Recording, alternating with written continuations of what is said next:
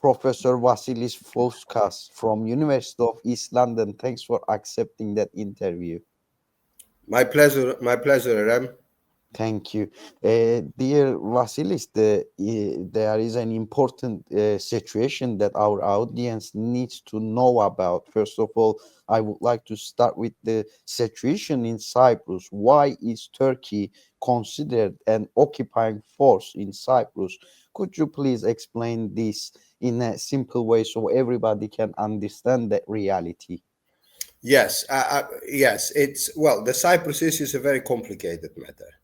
And if we go into details, it will be extremely difficult. But as you said, in a simple way, I would say that Turkey is an occupying force because of two reasons. One is legal reason, whereas, for example, although even here there is the point is in dispute.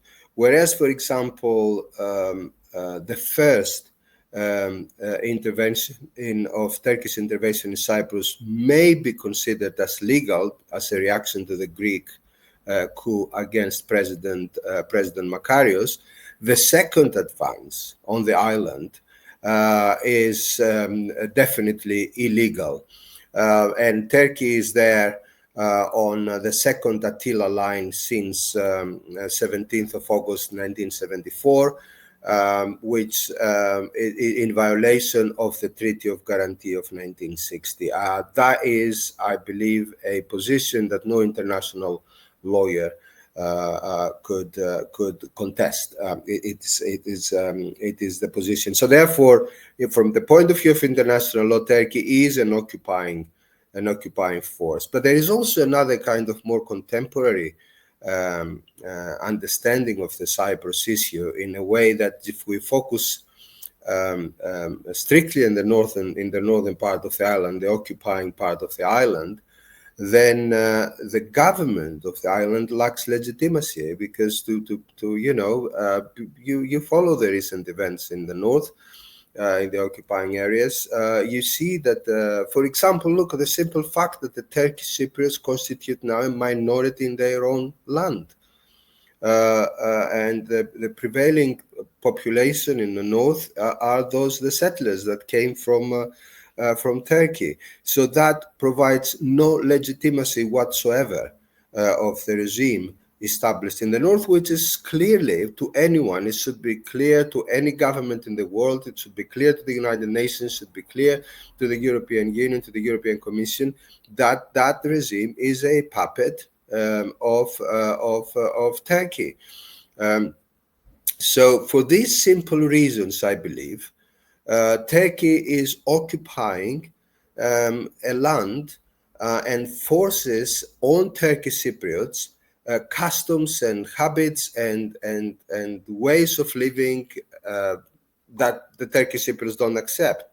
As you know, Turkish Cypriots don't want to be imposed the scarf for women in the schools. These simple matters, but which shows how secular the Turkish Cypriots are compared to the regime in Turkey. These are very simple matters, but also the financing of the new palace by Erdogan of Tatar. All this shows that the north is a regime entirely controlled by Ankara, and this is something that Turkish Cypriots don't want. You see, if you go to the past, all reports of the United Nations were underlying that if you leave the Greeks and the Turks on the island to find an agreement, it will be perfectly fine. They will find an agreement and they will live peacefully together. So this is not a bi-communal conflict. The conflict has been created initially by the British and the United States later on to divide the island and rule over the island. And of course, Turkey, as more powerful than Greece on the island, capitalized on this strategic understanding of the Cyprus issue and took advantage, and now is becoming a dominant force on the island. That is, I believe, why Turkey is an occupying force. For these two reasons, historical and political. Turkish Cypriots don't want the Turkish army. Turkish Cypriots don't want the settlers. I understand migration. people can migrate, it's free to go, here, there, to go to work and so on. But forceful transfer of population in order to alter the demographics, that's not acceptable. Thank you. Just an extra question, if you can answer that one very shortly, because we have many more questions. Is basically I by myself has witnessed that. I have been witnessed that in the official documents of the European Union that the Turkey is mentioned as a occupying force in Cyprus. This is the situation right now. It's officially written in the papers, but EU doesn't take any action against Turkey. Correct. What kind of double standard is this, do you think? But very shortly, please, that one very short. Correct. Because the European Union is not a state, is not an independent actor. The European Union, I would define as an international organization. They talk, but they don't walk, as the English say, They talk too much, but they don't act. They have no way to act. And don't forget that the European Union, in practice, and the major states of the European Union, first of all, Germany, considers Turkey as an ally. Turkey is included in the new European defense architecture, for example, though it's not a member of the European Union.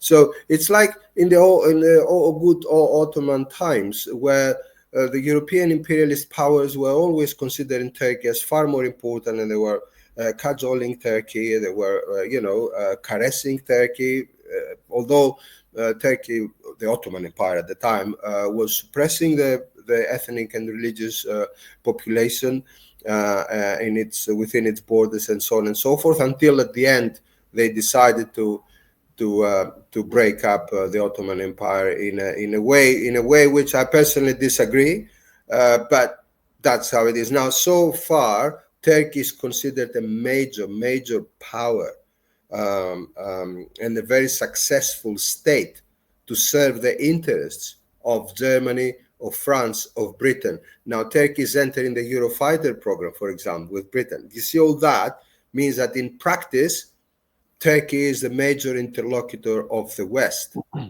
So therefore, the European Parliament and the European Commission documents, they can write very nice words about the occupying force, but don't expect to see any action on their part to remove the Turkish troops or to denounce publicly Turkey and to send the United Nations force and force Turkish troops to leave the island. No, you will see none of this.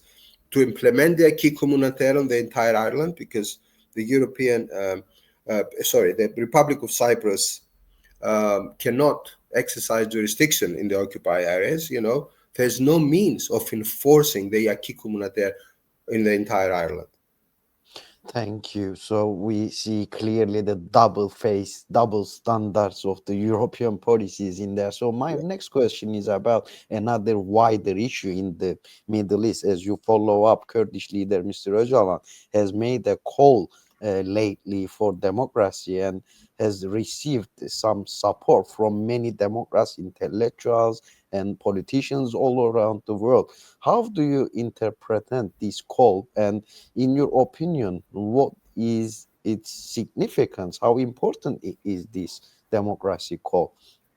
If the Turkish government, whatever Turkish government that is, finds a way to treat the Kurdish population and give them equal rights, equal political rights, and treat them as citizens of the Turkish state, and if they find a way to accept the Kurdish identities, the Kurdish language, the Kurdish way of living, the way that they are more secular and so on, then I am in favor of peace. In all my life, I supported peace against war. So from that perspective, that is positive. This move is correct historically and politically. Also to see the situation of the Kurds in other parts of the world, like in Syria, in Iran, in Iraq, they have to make an overall assessment of the situation as a united leadership that represents the Kurdish people, and make an assessment of Öcalan's decision. That is a political issue that has to be addressed by the Kurdish people in its leadership. Thank you. So another issue about the energy lines, and which is you are expert as well over the Cyprus in the IMEC project, Turkey has been pushed aside, and we've clearly seen that. And Cyprus appears to be a part of this exclusion, basically, and Cyprus has its own part in this energy lines. So could a peace settlement in Cyprus have a positive impact on the broader problems in the Middle East, do you think? If so, how? But please, very shortly, that one as well. There are many questions. There are many questions here. The IMEC program, which includes, if I'm not mistaken, Israel, Cyprus, Greece, and Italy. If I'm not mistaken, it's a program to exclude Turkey. Turkey opposes that. Turkey opposes that ferociously. I'm not sure that at the end of the day, Turkey or the IMEC program will be possible to materialize without Turkey. I have doubts about that. I have serious doubts about that for a number of reasons. Turkey is, as I said, the most significant power for the West in the region. In my view, and in view of many of my other colleagues, they consider Turkey as a sub-imperialist power, the most successful from a point of view of capitalist development, the most successful state in the region. So it's very difficult to be excluded. As regards the Cyprus settlement, yes, I want to see a Cyprus settlement, but not on the basis of what they're discussing at the moment. This leads to nowhere. This bizonal, bicommunal federation with political equality at the central government level is not going to work. The Greek Cypriots will never accept that because they know that through this settlement, which they themselves turned down in April 2004 with a referendum over the Annan plan, they know, the Greek Cypriots, that this will give Turkey a foothold in the south. They will be able to control the entire island of Cyprus. So the Greek Cypriots will not going to take a bizonal, bicommunal federation with political equality. The reason why they sit down to discuss this, but at the end, as you see, there is no result over so many years, we're talking about decades, is because they are forced. They are pushed by Greece. Greece has accepted that framework, and they want Cyprus, they want to get rid of Cyprus problem, basically, the Greek government. They want to say, oh, take everything Turkey gives you. Take a Turkish solution as long as there is peace. I don't want to have a Cyprus problem. That's the Greek attitude, okay? I want to see a peaceful solution on the island of Cyprus without Turkish troops, with Greek Cypriots and Turkish Cypriots living together side by side as they used to live always over the last 150, 160 years. Do you see what I mean? Until the late 50s, basically, until the foundation of the TMT, the Turk Mukavement Teşkilatı, which upset the anti-colonial process in Cyprus. Thank you. Another issue still about the Cyprus problem in the context of Turkey's EU accession process. Do you think Cyprus is being used as a tool for political pressure against Turkey? And what are the positions of the UK and Greece regarding recent developments? Basically, you underlined the Greece position, but there is a guarantor state, which is UK, and which is like still they have the bases, military bases in Cyprus. So in this frame, what is the position of UK in this context, and does it affect the EU's Turkey's EU accession process? Very shortly, that one. Yes, it does. It does. Yes, Cyprus is being used for as a pressure on Turkey to quote unquote to improve its human rights record. It's being used. Let's face it. I'm not sure I would agree with this practice. I'm not sure I agree with this. I want a more transparent political process. The UK basis in Cyprus is a remnant of colonial practice that is inconceivable by today's standards. It's, to have sovereign bases on somebody's territory is outrageous colonial imperialism, which I disagree with, and so on. But remember, the British bases on Cyprus are not used so much by the British, but by the United States of America. And that is a factor. And America contributes to the maintenance of the base. Very expensive to have this type of bases. They're quite modern and very, not only that, the British have installations on Troodos Mountains in Cyprus, radar and so on. They're used on a daily basis for all operations in the Middle East, the British bases, by American interests. And remember this, something that came up especially during the Yom Kippur War in 1973. Without having Cyprus as part of the Western system of alliance, the security and defense of Israel is not guaranteed. A major factor in the region today is Israel, not least because it became confrontational with Turkey. From being an ally since the 50s to the early 2000 and so on, now there is a kind of a clash between Turkish sub-imperial interests and Israeli sub-imperial interests in the region. I mean, Israel bombs positions that in Syria that are part of Turkish interests, so to speak. So if we see an escalation in Syria between Turkey and Israel, I wouldn't be surprised at all. And in that respect, the military bases, the UK's military bases in Cyprus are fundamental. They play a major role. Now, who are they going to support? That's that's everybody's guess, as they say. Because as you know, America and Israel is one state. That's how it is. So just because we don't have many time left, but because of you the last one, underline the bonus question, because I have to go. Yes. Okay, just because of you underline the Israel's position, I have to ask you that one as well. Israel's power struggle in the region seems to run parallel to the competition over the control of the new energy corridors. So what are your thoughts on this, and what role does Cyprus play in this so-called energy war in the Middle East?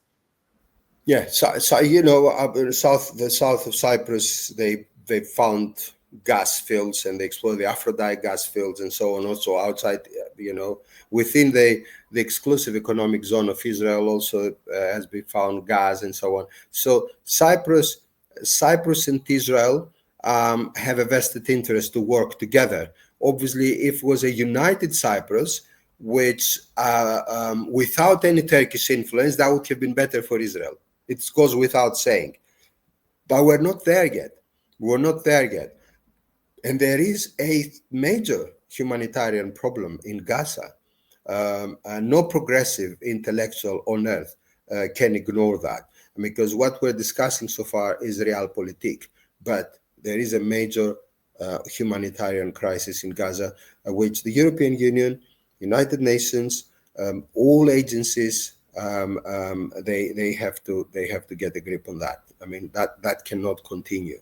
Did you understand? I mean, you don't have to. You can have a realist assessment of the situation, but hey, more than 45,000 women and children are killed and people in Gaza. I mean, that's not right. That cannot be right. And I'm sure, many Israeli leaders, including Netanyahu, I don't think he believes that this is right. He has his own reasons to do what he does, but this problem has to be addressed in Gaza. Yeah. So just to closing it down, can we say that Cyprus has a very strategic position now in the problems for the Middle East as well? Very shortly, with a sentence, how do you say that? As always, Cyprus is very important part of it's a crossroads of everywhere. But because of this, all other actors around, first and foremost Turkey, Britain, United States, they don't let Cypriot people breathe. They want to dominate over them. They don't let them have a government. They don't let them have internal peace.